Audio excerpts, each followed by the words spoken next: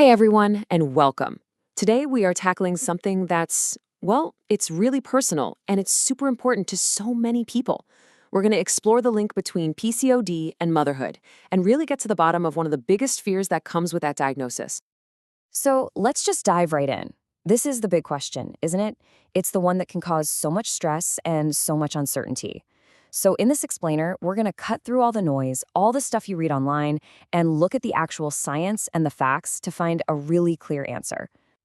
When you get a diagnosis like this, your mind just races with a million questions. And you'll see the terms PCOD and PCOS used in our sources. And while there are clinical differences, they both tend to lead to that one single overwhelming question. What on earth does this mean for my dream of having a family? Okay, so to get to the truth, we're not going to rely on rumors or what a friend of a friend said. Nope. We are going straight to the source. We're looking at what multiple medical centers and fertility experts actually have to say about this.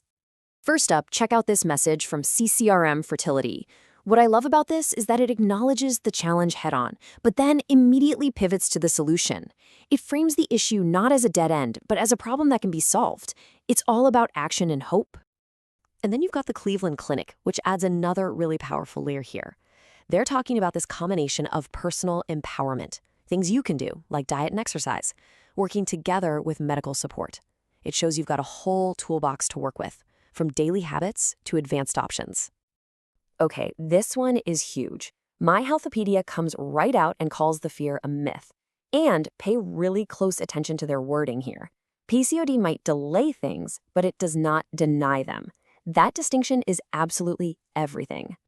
And Cloud9 hospitals, they just double down on this idea of having multiple pathways. They're confirming that, yes, natural pregnancy is totally on the table, and there are all these supportive treatments for those who need that extra help. The main takeaway here is options. You have options.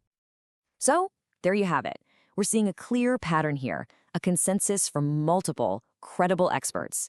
The message is unanimous. This idea that a PCOD or PCOS diagnosis means you can't be a mother is, without a doubt, a myth. All right, we've heard from the experts piece by piece. Now let's put it all together. Let's lay out the myth and the reality right next to each other just to make it crystal clear. On one side, you've got this simple, scary, and just plain wrong statement. PCOD means infertility. End of story. But on the right, we have the truth. The reality. And the reality is that PCOD is a manageable condition. It takes care, it takes support from doctors, and some proactive lifestyle changes, for sure. But that door to pregnancy, it is still very much open.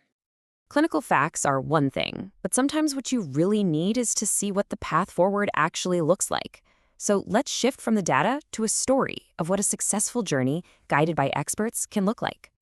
Think of this as a kind of roadmap, one that many people have successfully followed. It starts with getting that clear diagnosis. Then it's about making those proactive lifestyle improvements. The next crucial step is teaming up with your doctor for medical support. And for so many, the result of all that hard work is a successful conception and a healthy pregnancy. It's just a powerful example of what's possible.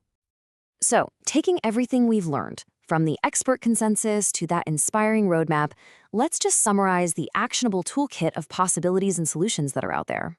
So here's the core science behind it all, in a nutshell. PCOD creates a hurdle, usually by messing with regular ovulation. But a hurdle is something you can get over. It's not a giant brick wall. That's the key difference. And a huge part of getting over that hurdle starts with you. These are the things that are in your control. Things like managing weights, eating a balanced diet, getting regular exercise, all of this can dramatically improve your body's hormonal balance and give your chances of natural conception a huge boost. But hey, you are not in this alone. If lifestyle changes aren't quite enough, modern medicine offers an incredible range of highly effective treatments. From medications that help kickstart ovulation to advanced procedures like IUI and IVF, these options have created so many happy families for countless women. So, when you boil it all down, the ultimate takeaway is this. A PCOD diagnosis is not an end to the dream of motherhood, not even close. It's the start of a journey, a manageable one that's filled with options and solutions and a ton of support. Which kind of leaves us with one final thought. When you have science and hope fighting in your corner, Is any challenge really and truly impossible?